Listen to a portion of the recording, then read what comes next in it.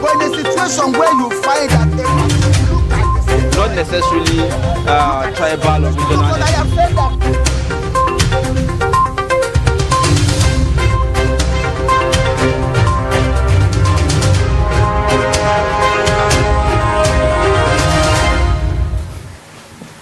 All right, thank you for staying with us. This is Daybreak, reaching you from Trust Television live in the nation's capital. Going straight into the newspaper review of the day, and the Deputy Editor-in-Chief, Daily Trust newspaper, Suleiman is in the studio to review the papers with us. Now, we'll begin with the Daily Trust newspaper. The first story there says OPEC raises Nigeria's oil production bar to 1.666 million barrels per day. You'd also find, after Daily Trust report, FG raises committees to implement Orosanya report. That's on page 46. Ikoyi building collapse. Owner's body recovered 3 days after. And that's on the page 20, on page 49. Now, the lead story on Daily Trust will interest you. Is an exclusive documentary put together by Trust TV, which will be airing later today. It's about Shekau, a town in Borno State, and we had an exclusive interview with the mother of the former leader of Boko Haram, Shekau, who is popularly known by the name of his town by virtue of adopting the name. The mother says, "I regret giving birth to Shekau." That's according to a mother. The writer there says he was stubborn, according to the district head. You'd find that details of that story on page 5, and then to have more insight into that story, you would watch the documentary that will premiere on Trust TV by 7 p.m. today, with a repeat at 10 p.m.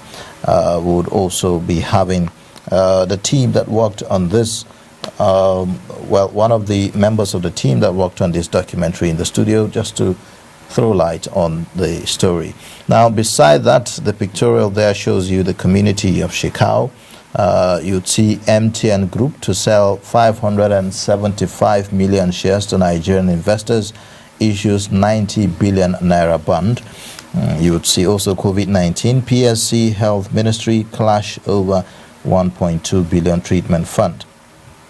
Nigerians trapped in net of bad governance, insecurity. That's according to Atiku.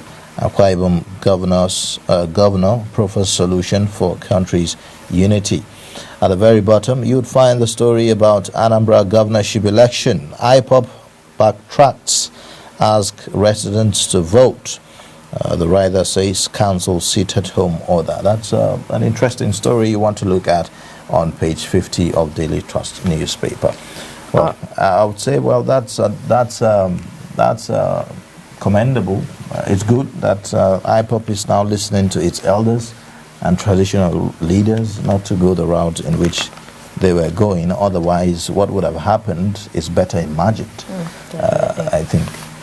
All right, with that, we'll move on to the next paper, which is the Punch newspaper. And at the very top, you'd find a story there that says federal government telecom firms disagree over proposed cost of 5G spectrum. And you can find details of that story on page 18. Government officials, Esther Codes, others gulp $3.9 billion in 1 year. And this is according to a report found in page 15.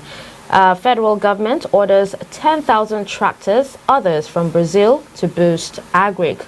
We have yet another story that says National Assembly tackles Amechi over Niger Republic rail line, others. And you can find details of that on page 15.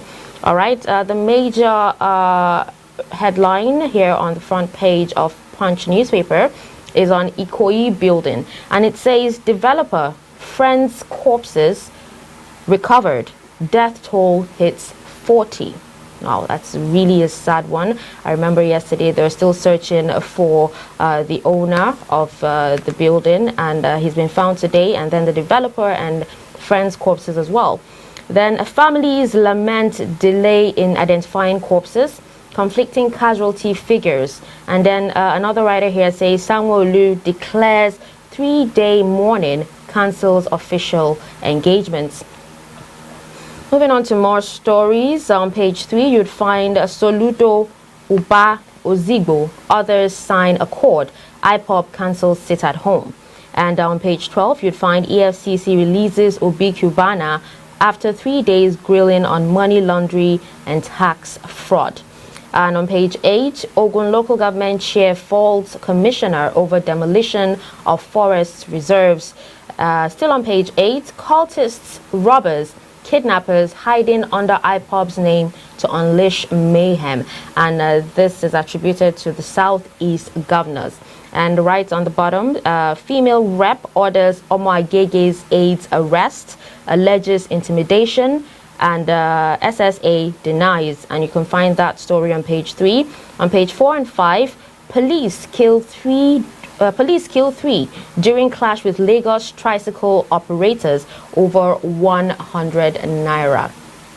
Really sad one there. And then finally on page 5, police hunters Amotekun kill Ekiti suspected kidnapper, AK-47 rifle and cash recovered. And these are the stories we have on the front page of Punch newspaper. All right, the next paper, The Nation, is next. What we're looking at is APC orders warring oil groups to reconcile. That's on page 6 of The Nation. The next story there says 360,000 download eNaira's speed wallet app. Well, recall that that app was received with mixed reactions. Some people were skeptical about the app, and especially because after about 24 hours after the launch, it went down from the Google Play Store. Most banks have actually adopted the app in their apps as well. So that's very interesting. You can have your eNaira wallet in your bank app. More Nigerians should be able to do that. I would say I encourage more Nigerians to do that. You would find the next story there saying 5G operators reject $1.97 million spectrum fee. Also, Transcorp's PBT grew by 671% in the third quarter. The late story on The Nation talks about, let's take Anambra 2021. Above the late story there, it says, IPOB, we didn't order 1 week sit at home. Okay. The next rider to that says, NBC warns against scary broadcast. INEC begins distribution of sensitive materials. So if IPOB didn't order the 1 week sit at home order, who did? There wouldn't be need for me to ask the question. Well, the lead story there says, body of collapsed Lagos building owner retrieved. Death toll rises to 33. Families register 19 missing persons. You'd also find MTN Nigeria completes issuance of 89.9 billion naira bonds. Other stories there says Okonkwo, Soludo, Uba, Ozigbo pledge peaceful Anambra poll. These are some of the stories that are making the headlines on The Nation today. Okay, well, on Guardian newspaper, we actually have a conflicting story, a conflicting headline here, and it says IPOB cancels sit-at-home order, asks Anambrarians to vote tomorrow. As opposed to them saying they did not order a sit-at-home order. All right. Now, we have a lot of riders here, and it says security concerns heighten as gunmen kill 6 policemen 48 hours to election. Southeast governors, criminals using IPOB's name to kill innocent citizens. Governorship candidates sign peace agreement. IGP orders restriction of vehicular movement. CDD warns security agencies against violation of voters' rights. Bianca Wright's late husband, Ojukwu, asks him to hold Obiano responsible if APGA fails to win. And then we have more stories here on the front page of Guardian. And Pakistani government petitioned over activities of embassy in Nigeria. You can find details of that story on page 3. 3,797 teachers killed, 150 schools touched by Bay States, says NEDC. And then on page 3 still, government moves to implement Orosanye reports on rationalization of federal agencies. All right, and then we have one final story here at the bottom, and you find that on page 24, and it says, panel insists police produce officers allegedly linked to extrajudicial killing. All right, yes. Well, the final paper I'll be looking at today is the Nigerian Tribune. And on the Nigerian Tribune, you have the first story there talking about the Ikoyi building collapse. Lagos declares 3-day mourning, flags to fly at half-mast, body of developer found. You would find that on page 26. I hope that by the end of the morning and after everything, we will be more serious about ensuring that standards are maintained in constructions and that people are not compromised, and we do not see such cutting of corners, because that's what led to this. Exactly. Someone is responsible for this. Because the owner lost his life, and imagine the investment put into that particular building in the first place. Really, So huge investment, and who knows where the funding came from. Exactly. It could have been borrowed. exactly. And so what would the lender be doing now, and what would he be thinking now? It's a really sad one, honestly. So that's just aside the loss of lives. Now you would find other stories below the nameplate there. Nigerians trapped in net of poverty, bad governance. That's according to bad governance and insecurity as well. That's according to the former Vice President Atiku Abubakar. You'd find also FG set to scrap, merge some agencies. Well, we've been hearing that. The Oronsay report that, there have been quite a lot of conversations. In fact, the Daily Trust did a story on that, the issue about scrapping of some agencies and merging some with some by way of, reducing cost of governance that everyone agrees that is quite on the high side. All right, we would also see reps probe $163 billion abundant gas assets and others. The lead story says Anambra poll, IPOP cancels sit-at-home order. UBA, Ozigbo, Soludo, others sign peace accord. The other writer says IGP restricts vehicular movement. That's on page 3. Oyo APC crisis. Stakeholders get 1 week to harmonize positions. Protest as policemen allegedly stab tricyclist to death over bribe in Lagos.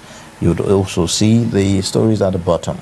2022 budget, FG to partner states for food security, promote financial inclusion. Britain approves world's first COVID-19 pill. At the very bottom on page 29, the story says ASU gives FG 48 hours to rescue victims of Uni Abuja kidnap. Well, these are some of the stories that made the headlines. Let's go straight into the review. We have in the studio Suleiman, Deputy Editor-in-Chief, Daily Trust newspaper. First, let's get the idea behind leading with the story about Shikau, on Daily Trust newspaper this morning. Well, the idea is obvious. We are trying to show, first of all, the quality of journalism that we do, the fact that we thought it's important, it's interesting for Nigerians to know how someone can, in fact, rise from their mother's upbringing and turn into a danger to the whole country. So we wanted people to know what, people around him thought, what he was like when he was growing up, whether certain aspects of what he later became were already evident when he was already growing up, because sometimes some people grow up with, what they became is what they were even when they were children. So we wanted to do that kind of investigative reporting, and happily we did, and we're rolling it out later today. In fact, our Armenia has already, our Hausa version paper has already launched with it this morning, and as I understand, lots of other media are already poaching our story and going to town with it, which again shows you how significant, how important this story is, but also shows you how in today's social media, people don't. The social media model is you don't produce your own content. You just find content produced by other people, which costs money, and in terms of personnel, in terms of equipment, and so many other things, and then you put them together. And then as the editor-in-chief, I would just like to ask that: how does it really feel to be like a double-edged sword now? Beyond telling the stories on paper, you are now going ahead to show the stories on TV. Well, that's part of, again, another of our models, multi-platform journalism. We are a media company, not just a newspaper. You understand? We do journalism across all the platforms upon which we can do journalism. We have a newspaper, we have a TV now, which we are on right now. We have digital, we have social media handles through which we promote our stories and engage with audiences. And then we also have the website, and then the podcast, and then of course we're looking to have the radio anytime soon. So our journalism, we're about the only media company in the country which does journalism in this way. So it's important to have cross-flow of content across the various platforms.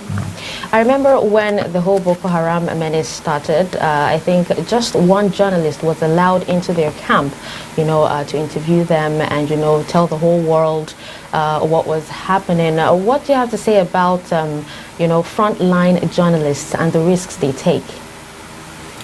Well, when people say frontline journalists, sometimes they're just joking.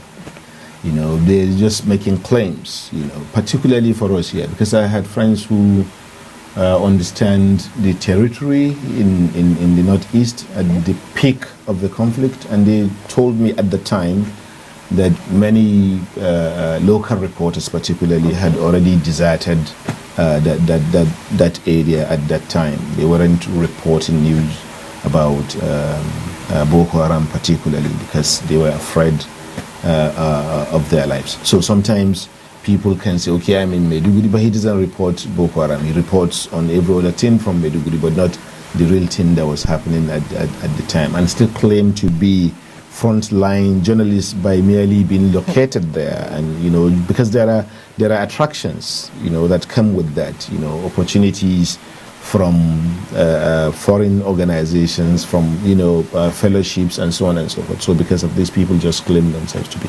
And then there is this episodic or parachute kind of frontline journalist who follows maybe CNN or Reuters or any of these other international media organizations, and then jump into town yesterday, does the story, and by tomorrow morning he's already out, and then he calls himself that he's gone frontline, And then there is also the dimension of the power that the country the journalist is from has.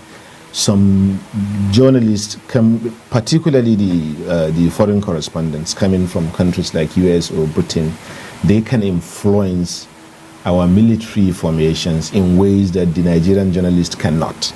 So they can be allowed to be embedded inside the military troops that are fighting Boko Haram, and then to get original stories of what's actually going on. I'm sure you've seen lots of that on social media, but they wouldn't give you that kind of access, or even me that kind of access, merely because they see us as local journalists. So these are some of the issues that I think. Well, it's quite commendable that it's, if you want to see what this whole shakeout thing is all about, maybe you should tune to the channel by 7 p.m. today, and a repeat of that.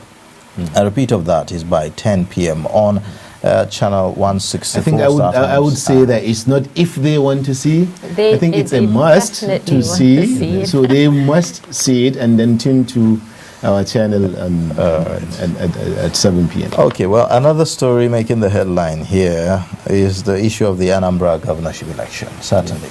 As one of our political, I would say the political editor here, the story is quite interesting that we see IPOP is, backtracking its decision, even denouncing that, sit at home order that was initially pronounced.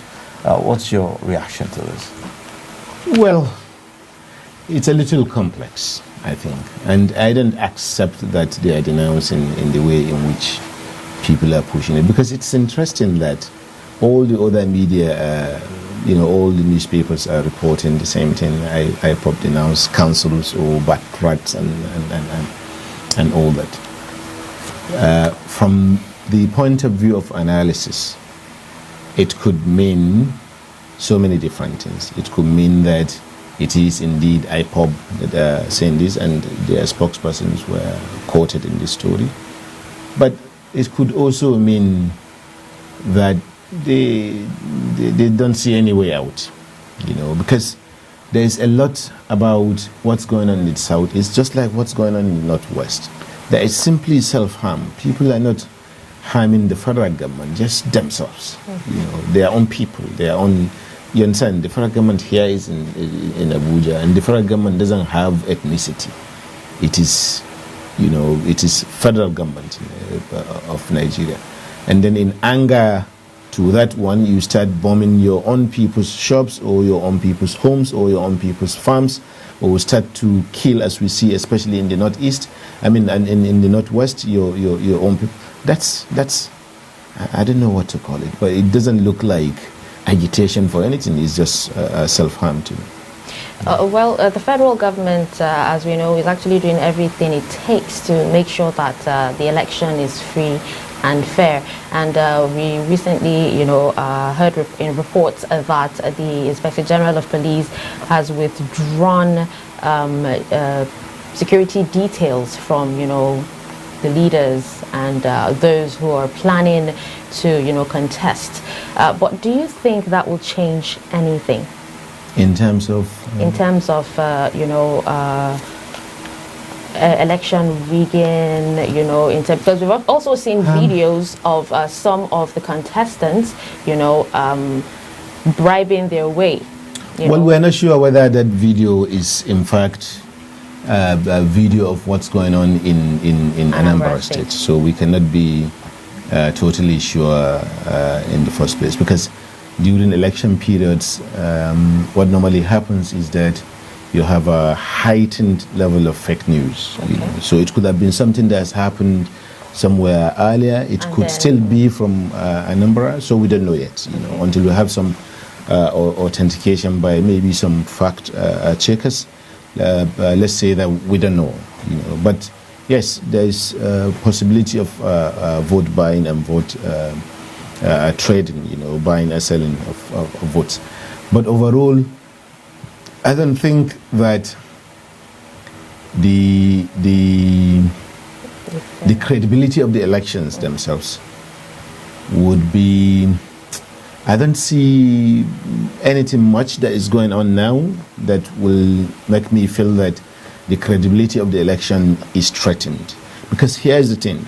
Since 2011 to date, up to until tomorrow when INEC is having the election in Anambra State, the quality of elections and the integrity of elections in Nigeria has actually been improving. It's just that we still have that cynicism about whatever government does, about what, you understand, especially when some people don't win, they feel that it is because the election was rigged against them. So you're likely to have that. But in terms of the processes and procedures of conducting the elections and safeguards that will ensure that the elections are credible, I think INEC has actually been improving in the last 10 years. So, and given that evidence, and I'm not just saying it, the evidence is there. Given that evidence, I am hopeful that the election will be credible.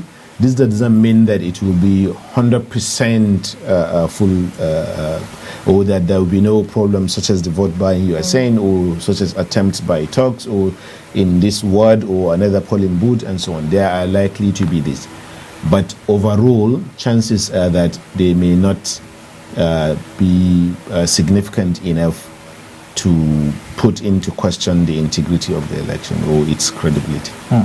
There were fears and concerns about likelihood of voter apathy in that election as a result of the initial sit-at-home, order and the threats that, issued by IPOB and all of that. So this backtracking of a thing, could it be something that could change, maybe the direction in which the election? That's a very good question. And I don't think so. Because people judge the world by their experiences, mostly. So, in the past several months, IPOB has shown that it is indeed willing to enforce any sit-at-home orders that it issued out. And indeed, people have actually been, even though the media don't say this enough, and it needs to be said, so that we can all agree that this is wrong. That a lot of people have been killed, a lot of people have sustained injuries as a result of IPOB trying to enforce its sit-at-home orders.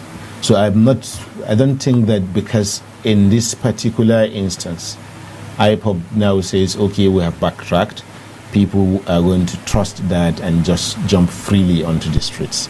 They would judge that, comment by their previous experiences, which is that you cannot trust these people. They can still come out and do what they want. But we are running a pluralist electoral system.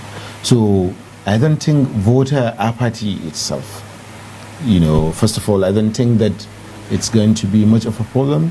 Secondly, I don't think that IPOB alone it will be the cause of the apathy. If you have a low turnout tomorrow, I don't think IPOB or its orders alone will be the answer. The thing is, whenever you have off-season elections that are held in particular, states rather than across the country as a whole, chances are that there will be, low turnout. That's one.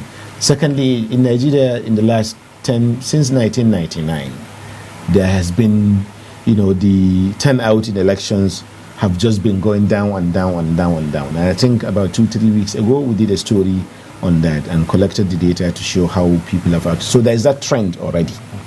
Regardless of what happens with IPOB, there's that trend already demonstrated by facts and data that, our participation in elections, people turning out to vote, that has been in decline already. So there's that one as well. So I don't see that maybe IPOB necessarily, or the backtracking of their sit-at-home order will necessarily increase or decrease the turnout. What will count the most, I think, is the candidates.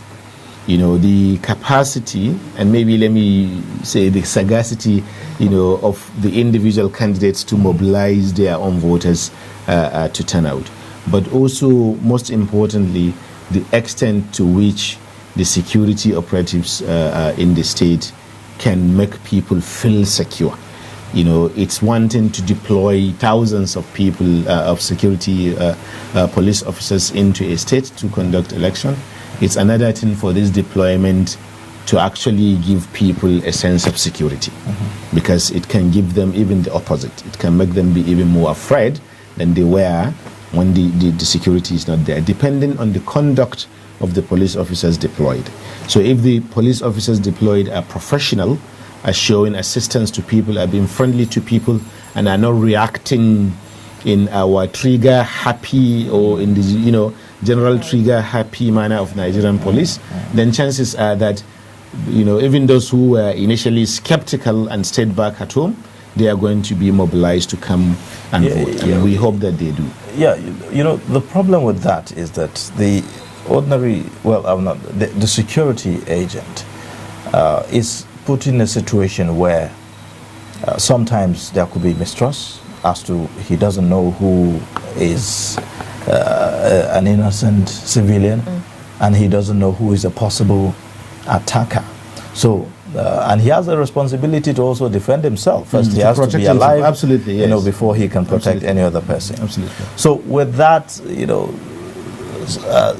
thinking, being in that kind of a place, what do we expect, from our security agents in terms of exercising caution and all? You're entirely correct. There's that thinking.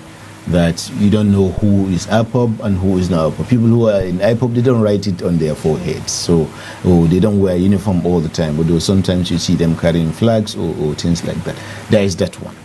But there is also the culture of the average police person, which is to react violently to the slightest provocation from Nigerian citizens, which is what led us to end SARS in the first place. You understand?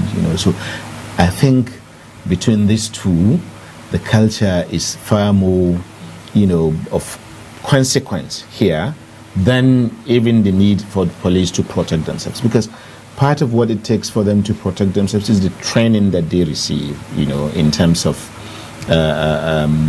how to spot early warning signals about who may be thinking of attacking them, rather than, reacting impulsively to certain situations. What I fear the most is a situation where policemen see people fighting, because Nigerians are generally unruly, even without IPOB. So situations where you see people maybe arguing or just quarreling or something, which is pretty common at our polling booths, and then police people simply see that as an indication of conflict, and then panic, and then turn a bad situation into worse. That's where my fear is. But let's hope that will be avoided. All right, let's move on to another story. Can you share your thoughts on the Oronsaye report and the federal government raising a committee, on that report? I read the Oronsaye report. Interestingly, it's a very flimsy report. Each time people talk about it, it always annoys me that these people talking about it, have they actually read it? Because it doesn't really offer the kind of reform that you would expect as far as the cost of governance is concerned. Okay. The report, the need, the motivation for the Oronsaye report is that we have too many duplications of similar functions by different government agencies, to the extent that you don't know what's the difference between VIO, you don't know, and road safety, and many other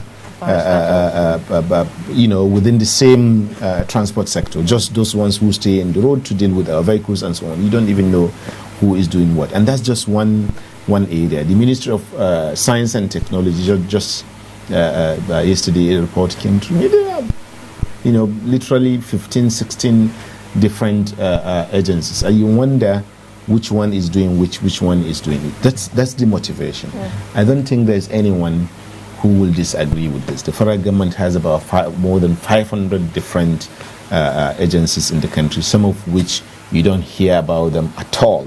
You don't know what they are doing or exist. Some of them, in fact, you might be surprised that organizations like MAMSA, or things that, that you might be surprised to find that they are still there. Absolutely. And yes, and some people are still drawing salaries in them, because once the federal government forms a body, it is always reluctant to roll it over, even after its functions are no longer required, So the need is there.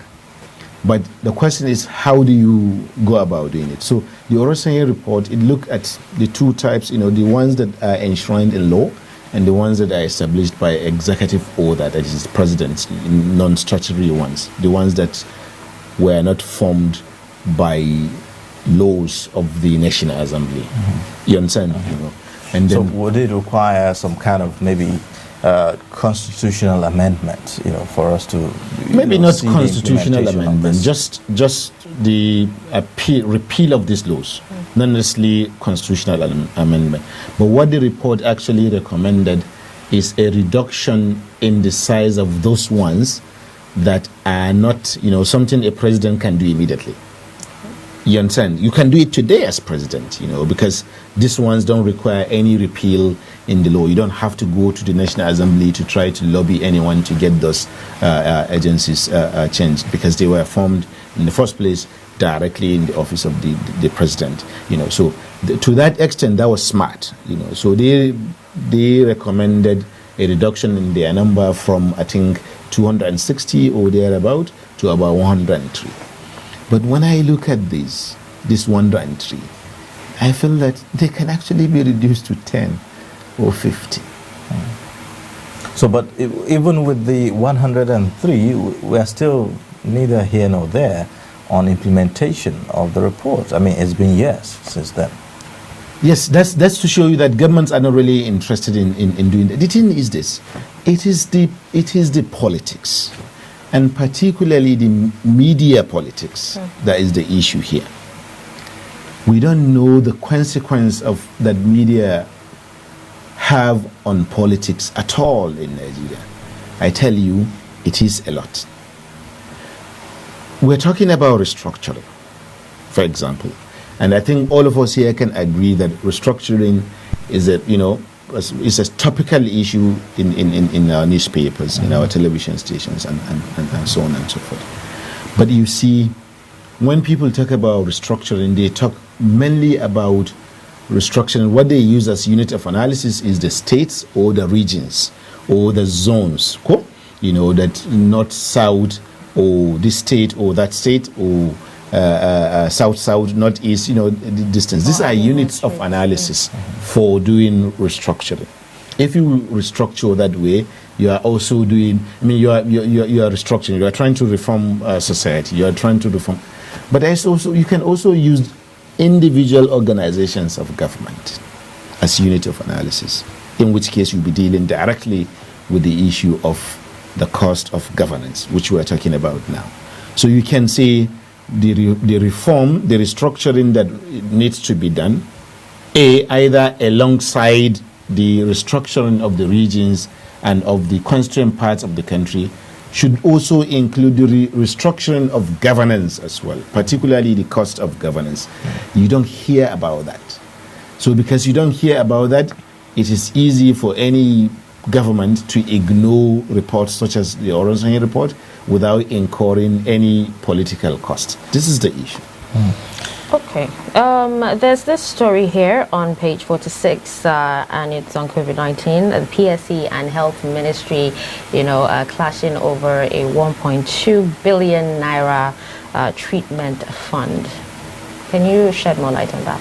Well, I don't know. Whenever you see two Nigerian agencies having problems like this, chances are that money is involved, and not just money, but everyone looking to make themselves appear that they are the overall protector of Nigerians. They are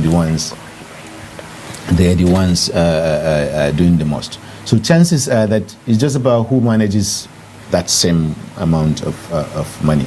Whether they are going to manage it on behalf of Nigerians, or whether they are going to manage it on behalf of Nigerians as efficiently and as effectively as required, these are totally open questions. But we can be sure that it's about who has final say over how that money is spent. All right, then. Well, I think we would take a break now and then take a look at snippets of the documentary on Shekau.